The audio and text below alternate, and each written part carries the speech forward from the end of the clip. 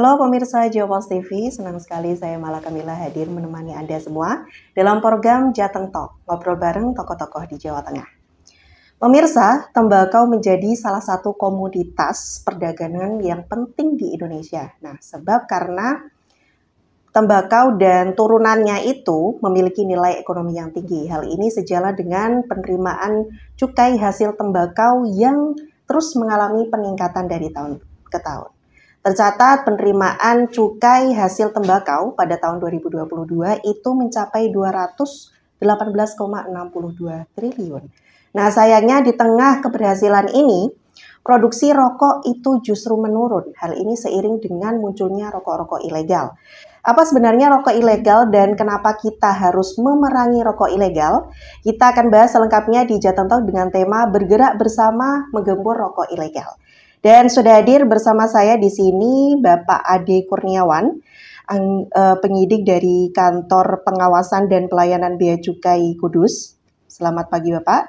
Dan di sini juga ada Bapak Erwin Ardianto, Kasipitsus Kejaksaan Negeri Pati. Halo, selamat pagi Bapak. Selamat pagi. Oke, kita ngomong-ngomong soal rokok ilegal Pak. Ini mungkin banyak yang belum tahu. Sebenarnya rokok ilegal itu seperti apa? Mungkin bisa dari Bea Cukai terlebih dahulu. Rokok ilegal itu ada 4 Mbak. Iya. Satu, yang jelas ilegal itu rokok yang tidak ada pita cukainya atau tidak ada panduannya, itu sudah jelas sekali itu ilegal. Yang kedua, rokok dengan bandrol pita cukai tapi pita cukai yang dilekatkan itu adalah pita cukai bekas.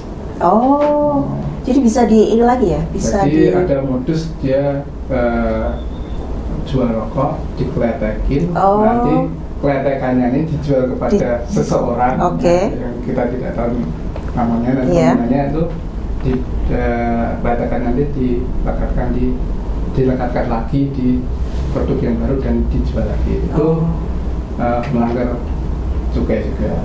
Terus yang ketiga adalah rokok yang dilekati pita cukai tapi palsu. Bikin sendiri palsu ya, enggak ini ya. Bukan produk dari bukan pita cukai yang diperoleh dari kantor bea cukai. Untuk membedakan yang palsu dengan asli mungkin orang awam agak kesusahan, tapi kalau terbiasa merokok, itu tinggal membandingkan aja antara rokok yang dengan pita cukai resmi dengan pita cukai palsu pasti ada perbedaannya. Ada perbedaannya. Sekilas pasti sudah ketahuan bedanya. Terus yang keempat itu adalah rokok yang dilekati pita cukai asli, tetapi bukan untuk peruntukannya. Maksudnya, misalkan rokok jenis SKM filter, dilekati pita cukai untuk kletek tangan. Nah itu melanggar aturan juga, cuman bukan pelanggaran pidana yang dilanggar, adalah pelanggaran administrasi, yaitu melanggar pasal 29 2A Undang-Undang Cukai. Sanksinya antara 2 sampai dengan 10 kali nilai cukai. Seperti itu Mbak. Mungkin Pak Erwin bisa menambahi? Iya, saya kira tadi sudah dijelaskan secara lengkap dari Bea Cukai, tapi paling mudah masyarakat mengetahui rokok ilegal yang seperti itu apa, itu biasanya rokok polosan tanpa dilekati dengan pita cukai. Itu paling yang nggak ada pita cukainya ya. Secara kasat mata gampang kelihatan. Dan harganya biasanya lebih murah dari harga pasaran, itu aja. Karena dia nggak bayar cukai pasti lebih murah. Itu termasuk nggak bayar pajak ya. Nah itu termasuk ciri-ciri ya. Ciri-ciri lainnya yang mungkin bisa diketahui orang gitu. Kalau itu tadi kan memang nggak ada pita cukainya gitu. Yang mungkin yang agak sedikit gampang bagi orang umum untuk mengetahui rokok itu ilegal itu seperti apa Pak? Mungkin kalau dari pasar, biasanya kalau orang jual ilegal itu biasanya hit and run. Dia nggak memelihara mereknya. Biasanya sekali jual laku, jual murah laku, habis itu tinggal bikin merek baru lagi. Berarti ini apa? Pokoknya terus ya memproduksi terus dengan merek yang baru gitu. Yang di pasaran kira-kira laku gitu. Oh gitu, oke. Nah kalau rokok-rokok ilegal itu ada yang ini nggak Pak? Maksudnya dia yang apa namanya terkenal banget gitu loh, terkenal banget ini memang apa namanya rokok ilegal gitu, tapi orang-orang juga nggak paham gitu, nggak ngerti gitu, mungkin karena mungkin rasanya atau apa gitu. Nah itu cara mengetahuinya gimana itu? Rata-rata ya produk yang ilegal memang seperti disampaikan sama Pak Kasipitus tadi, memang tidak ada pitanya pasti. Iya, oke. Itu yang terutama yang kami jumpai di Pati, rata-rata memang seperti itu. Ada produk yang mungkin agak laku, mungkin akhir-akhir ini namanya pokoknya warna putih, mereknya Giko. Nah itu lagi booming. Namanya Giko. Lagi booming. Giko ya. Lagi booming itu. Oke. Nah, itu jelas nggak ada pita cukainya. Nah, mohon jangan dibeli. Nah ini kan bagi warga yang mungkin nggak tahu, yang dikiranya itu rokoknya itu famous gitu, apa namanya lagi hype gitu ya mungkin. Nah itu ternyata nggak berpita cukai ya? Tidak berpita cukai kan. Dan itu kalau lihat kemasannya itu kan bahasa Inggris. Oh, orang mengira seolah-olah ini produk luar negeri. Oke. Tadi ya kalau pertama tadi yang tanpa pita cukai, kemudian yang mudah di ini, terus kemudian mulai kerasa juga ya Pak ya, rasanya akan mungkin berbeda. Nah, ini bahayanya apa Pak sebenarnya rokok ilegal itu? Mungkin Pak? Rokok ilegal itu kan tidak terdaftar, jadi kadar nikotinnya itu tidak di Kementerian Kesehatan nggak terukur. Jadi kalau mengkonsumsi rokok ilegal otomatis bisa berbahaya bagi kesehatan karena kadar nikotinnya tidak terukur, berapa tarnya, berapa ininya gitu. Jadi memang masyarakat tidak disarankan untuk mengkonsumsi rokok ilegal tersebut karena tidak terukur kadar tar dan nikotinnya itu, tidak tercantum di kemasannya nggak ada, karena namanya ilegal nggak mungkin didaftarkan gitu. Jadi kalau rokok resmi itu ada kewajiban untuk mencantumkan di kemasannya itu ada tar dan nikotin. Tar dan nikotin itu kan acuan sebenarnya, berapa konsumsi maksimal manusia yang bisa ditolerir tubuh lah. Nikotin kan hubungannya nanti kan ke jantung, tar kan nanti ke kanker kan. Itu kalau resmi kan ada, itunya ada di lab resmi. Kalau itu rokok ilegal, ya kita wallahu alam. Nggak tahu gitu ya berapa kadarnya. Bisa jadi kan over dosis. Gitu. Kemudian dari bahan baku juga, biasanya orang jual rokok ilegal itu nyari segmen pasar yang harga murah. Untuk mencari harga murah itu gimana caranya? Kualitas tembakonya seperti apa? Itu juga belum itu juga ya. Udah pasti tembakonya kan yang dipakai kan tembakau murah. Tembakau yang murah pasti kualitasnya rendah gitu ya. Nah kalau rendah berarti konsekuensi kesehatannya pasti tinggi kan. Jadi resikonya tinggi sekali. Nah ini selain dari sisi kesehatan, sisi apa lagi yang kita perhitungkan gitu ketika kita ada gerakan memerangi rokok ilegal?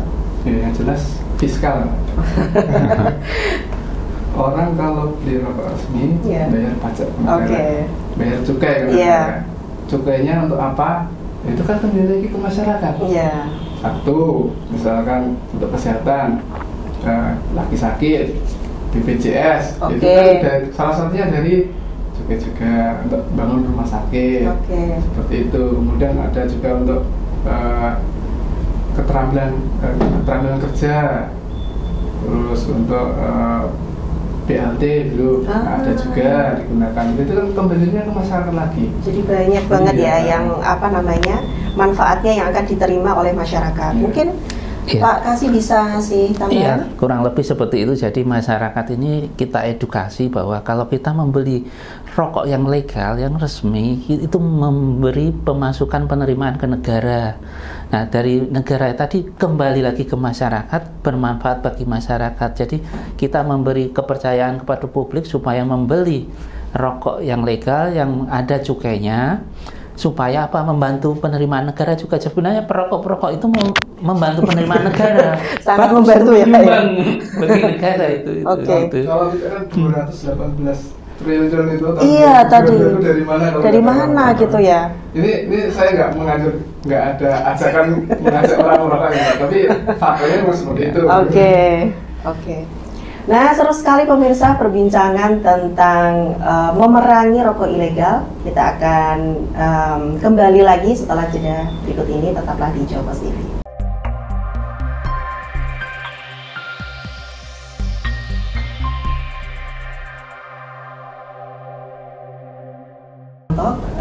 Bapak, ini kan tadi kita sudah membahas tentang ciri-ciri apa itu rokok ilegal, terus kita akan masuk ke penindakannya.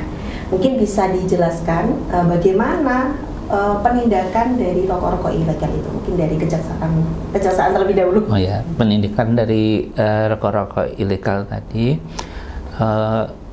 kalau di pihak kejaksaan sendiri, ini kan penindakannya di penuntutan, di proses penuntutan. Sedangkan penyidiknya sesuai Undang-Undang Cukai adalah di penyidik bea dan cukai. Jadi kita mulai penuntutan itu dari tahap pra penuntutan, dari penerimaan SPDP sampai dengan persidangan dan eksekusi kalau di kejaksaan seperti itu. Gitu. Nah, berarti kalau untuk tindakan itu dimulainya malah justru dulu ya. Saya tadi kayaknya keceplosan bilang kejaksaan. Boleh dijelaskan mungkin penindakan dari bea cukainya gimana? Penindakan dari bea cukai itu awalnya yang pertama memang dari pencarian informasi dari petugas atau dari laporan masyarakat. Tapi memang kebanyakan memang dari laporan masyarakat, karena memang seperti kita tahu bahwa pusat rokok ilegal di ex-Kabupaten Pati ini adalah di daerah Jepara, khususnya di wilayah Kecamatan Kalinyamatan dan Olahan. Di situ kita petugas masuk situ itu sudah dikenali semua, Mbak. Oh gitu. Jadi ya kita bisa mengandalkan laporan masyarakat, mengandalkan informan. Jadi setelah ada laporan masyarakat informan itu, biasanya petugas pasti siap-siap. Siap-siapnya pasti memetakan ini mau kemana, mau ke barat kah, mau ke utara kah, mau ke arah Demak, mau ke arah Kudus atau kemana. Nah itu kan baru nanti kita siapin titik jemputnya lah. Baru nanti ketika udah kelihatan, misalkan bawa mobil itu baru nanti kita hentikan di jalan, kita suruh minggir, kita periksa apakah ada rokoknya, apakah rokoknya ada pitanya apa tidak, seperti itu. Kalau sudah ada pitanya ya kita ajak ke kantor, kita wawancarai ya. Wawancarai, kalau bukti-bukti sudah cukup, buktinya sudah cukup, nanti kita laporkan ke Pak Kasipitsus. Nah, ini nanti yang bekerja setelah itu kejaksaan gitu ya. Koordinasi. Nah, ini rokok ilegal itu kan pasti ada, itu karena ada yang mengkonsumsi ya Pak ya. Cara memberikan edukasi kepada masyarakat itu bagaimana? Ini dari bea cukai dulu. Kalau untuk mengedukasi masyarakat, kita sudah upayakan banyak. Satu, kita udah banner-banner kita ada pasang di mana-mana. Kemudian dengan dana DBA juga dari Pemuda juga sudah masang di mana-mana.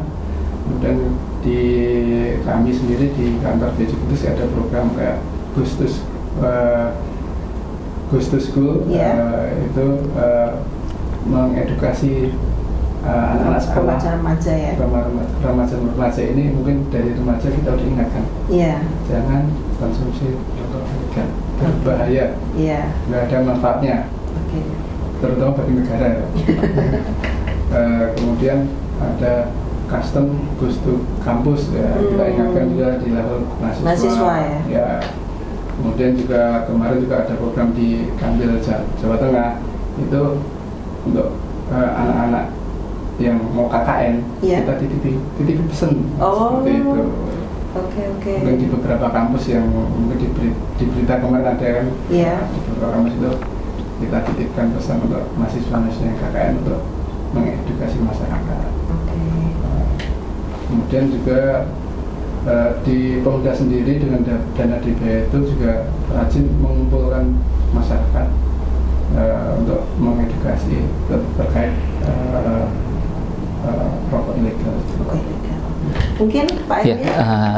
Kalau di Kejaksaan sendiri juga ada untuk mengedukasi dengan cara penyuluhan hukum. Ada program pembinaan taat hukum kepada masyarakat di desa-desa. Kemudian untuk di sekolah-sekolah kita ada jaksa masuk sekolah. Jadi kita bisa juga pas apel upacara itu mengedukasi mereka tentang rokok ilegal itu seperti apa dan kenapa dilarang. Terus kemudian yang sering kita rutin laksanakan bersama Bea Cukai dan Satpol PP atau Kabupaten di Pati, itu adalah sosialisasi tentang pemberantasan rokok ilegal ini, gembur rokok ilegal ini. Itu rutin ya. Jadi dengan dana DBHJT itu dari Satpol PP melibatkan Bea Cukai, melibatkan teman-teman kejaksaan juga, APHN mungkin dari pihak kepolisian, TNI, itu nanti biasanya turun ke pasar biasanya, pasar ke toko-toko juga ya.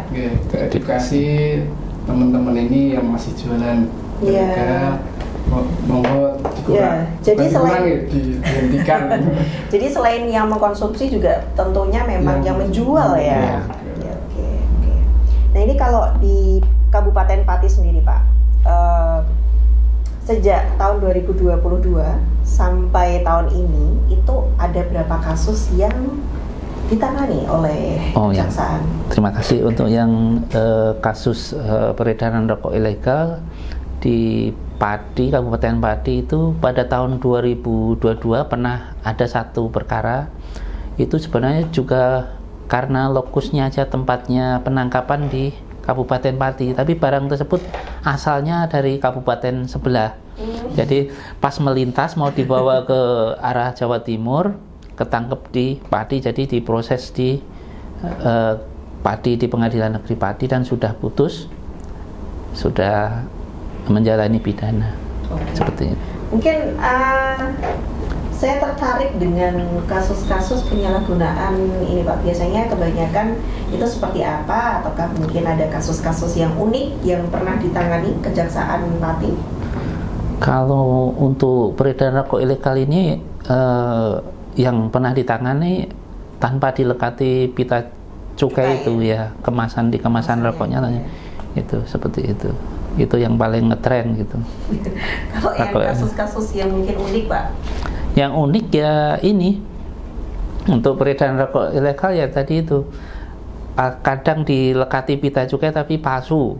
Nah itu kan orang mungkin nganggapnya itu itu yang kalau ya itu biasanya itu orang susah membedakan secara kasat mata gitu.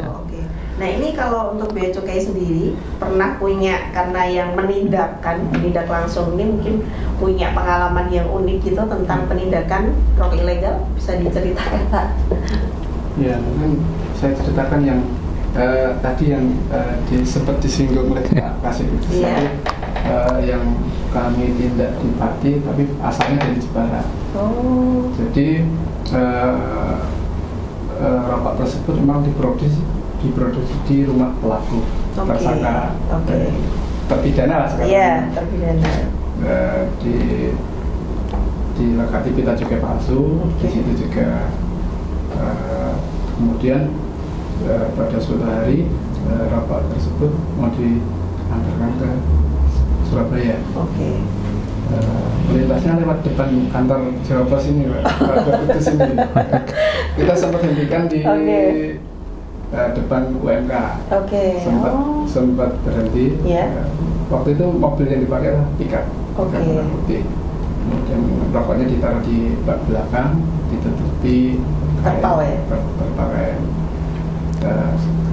Ketika berhenti, kami petugas mengira sudah menyerah lah, gitu, sudah. Tapi ternyata ketika kami mau turun, mobil itu langsung tancap gas. Oh, langsung terus. Tahu ya. Dengan kecepatan tinggi kita kejar. Tapi namanya orang ketakutan Mbak ya. Yeah. Ya mungkin keberaniannya lebih orang normal.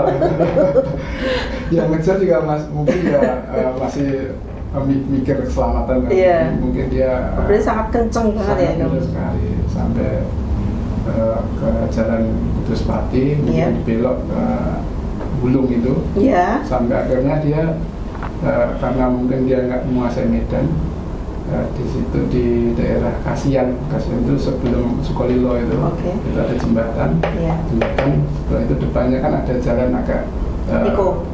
Nah, itu dia nggak tahu jalan situ mungkin kan nggak, dia langsung lurus terus, jadi masuk ke sawah. Masuk ke sawah. Ya, untungnya masih selamat orangnya. Oh, ya karena mungkin ini ya. Deg-degan juga ini wah kejar-kejaran kan gitu ya Pak. Berarti sering kayak gitu Pak? Sering kejar-kejaran dengan kemarin masuk sungai. Ya kalau nggak dikejar ya yang dengan sukarela menyerahkan itu juga namanya juga udah ada niat Mbak. Oke. Menarik sekali pemirsa. Kalau misalnya nih ada orang ya, warga, ternyata tetangganya ini memproduksi rokok ilegal, diduga gitu ya, misalnya kan belum tahu gitu. Bagaimana cara masyarakat memberitahu ke Bea Cukai maupun ke Kejaksaan? Gimana? Ya, kalau menurut saya sih Mbak, kalau dia kenal baik dengan tetangganya, diomongin baik-baik dulu sebelum di apa namanya? Edukasi dulu. Diedukasi dulu, kamu itu salah. Tolong berhenti saja. Kalau memang masih bandel ya mau gimana lagi, sebagai warga negara yang baik bisa menghubungi kami. Kami punya Instagram, punya Facebook, itu juga DM aja nanti kita langsung sikapi. Itu juga kami kalau ada informasi juga kita juga nggak cuma-cuma kok, pasti ada apa namanya, ada rewardnya lah. Sebagai pahlawan juga kan ya, pahlawan penerima negara kan harusnya bapak tersebut kan. Iya. Ini gimana Pak kalau sama kalau di Kejaksaan kita sering operasi bersama dengan pihak Bea Cukai dan Satpol PP. Mungkin bisa selain kalau dikomunikasikan sudah nggak bisa di pas operasi itu didatangi. Nanti kalau call center saya kira di Bea Cukai maupun di Satpol PP Kabupaten Pati ada untuk pengaduan itu ya. Bisa langsung masuk ke medsosnya juga gitu, dan mungkin ke Satpol PP bisa kalau memang tetangganya udah nggak bisa menasihati, mungkin dari petugas yang mendatangi mungkin gitu. Ya. Tapi kalau didatangi gitu langsung penindakan Pak ya? Ya kalau ada barangnya kita sita ya. Yang jelas kami nggak pendalaman informasi dulu. Harus benar itu ya. Pemiliknya, belum tentu ada barangnya ada di dalam, ada pekerjanya. Tapi pernah nggak sih dapat informasi misalnya di rumah A itu memproduksi ini, tapi ketika didatangi itu nggak ada gitu loh, nggak ada aktivitasnya, nggak ada produknya gitu. Sering banget ya. Itu aslinya memang begitu atau memang setelah mengetahui wah kayaknya mau di ini terus dipindah apa gimana gitu, maksudnya dari pengalaman Bea Cukai ini? Dari pengalaman kami ya ada yang seperti itu, ada yang memang benar-benar nggak ada. Benar-benar nggak ada, cuman ini hoax berarti ya? Cuman hoax, mungkin tetangganya ada sakit hati gimana, bisa jadi seperti malah itu. Ini ya dilaporin. Makanya kan kami juga harus hati-hati juga. Betul, jadi memang harus didalami dulu ya. Seketika ada informasi kita langsung action kan enggak. Oke. Pemirsa, seru sekali perbincangan kali ini. Nanti kita lihat sejenak, tetaplah di Kompas TV.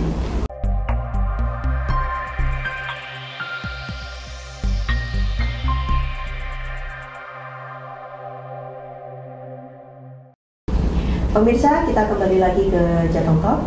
Kita akan tanyakan lagi nih kepada bapak-bapak ini, bagaimana Pak cara mengawasi peredaran rokok ilegal? Mungkin dari Bea Cukai dulu. Lama kami memang sering patroli, sering patroli, sering operasi pasar.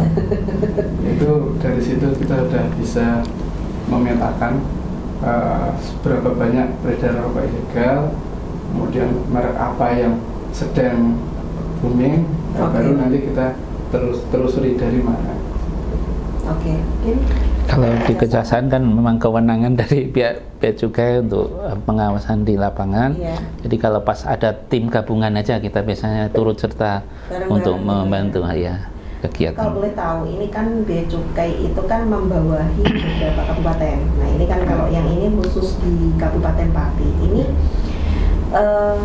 karakteristiknya gimana Pak? Kalau masih berbeda ya dengan Kudus dan Jepara. Kalau untuk Kabupaten Pati itu lebih ke daerah pemasaran, bukan daerah produsen. Pemasaran dan pelintasan. Pelintasan ya. Pelintasan. Itu kan jalur pantura. Jadi mungkin ada rokok ilegal misalnya dari Jepara mau dibawa ke Jawa Timur pasti lewat situ. Atau mungkin dari Jawa Timur mau dibawa ke Sumatera. Kalau lewat tol kan mahal, Mbak. Lewat Pantura ya. Oke. Jadi untuk pemasaran yang di Pati pun dari dibandingkan 2 tahun yang lalu dengan masifnya operasi yang dilakukan oleh Satpol PP bersama teman-teman APH yang lain, itu juga sudah semakin sedikit peredarannya ya. Oke. Pak, untuk sanksi Pak, ini sanksi baik yang memproduksi maupun yang mengkonsumsi rokok ilegal itu seperti apa? Ya, kalau sesuai undang-undang di ketentuan ketentuan pidananya ada di pasal 50 sampai dengan 58A di Undang-Undang Cukai nomor 39 tahun 2007. Itu memang ketentuan di situ ada sanksi hukuman minimal, yaitu sanksi hukuman minimalnya 1 tahun sampai dengan ada yang 8 tahun, ada yang maksimalnya 5 tahun, dan di situ juga ada dikenain denda antara 2 kali minimal dari nilai cukai sampai dengan 10 kali nilai cukai. Jadi tergantung mau jumlah nilai cukai. Itu kan mungkin yang memproduksi ya. Kalau yang membeli gimana Pak? Apakah ada sanksi juga? Untuk yang membeli itu kan berarti menyediakan untuk dijual. Itu ada pasalnya juga ya. Ya, karena dia membeli nanti nggak akan jumlah yang mungkin berkarton-karton itu akan dikonsumsi sendiri, dijual sendiri, nggak pasti akan dipasarkan lagi. Ya, jadi akan dikenai pasal itu menjual juga nanti akhirnya. Menyediakan. Kalau membeli untuk dikonsumsi sendiri mungkin enggak, ya. Misalkan beli satu, sendiri itu enggak. Cuma kalau yang kartonan beli banyak kemudian dijual lagi, karena dia mau menjual. Oke.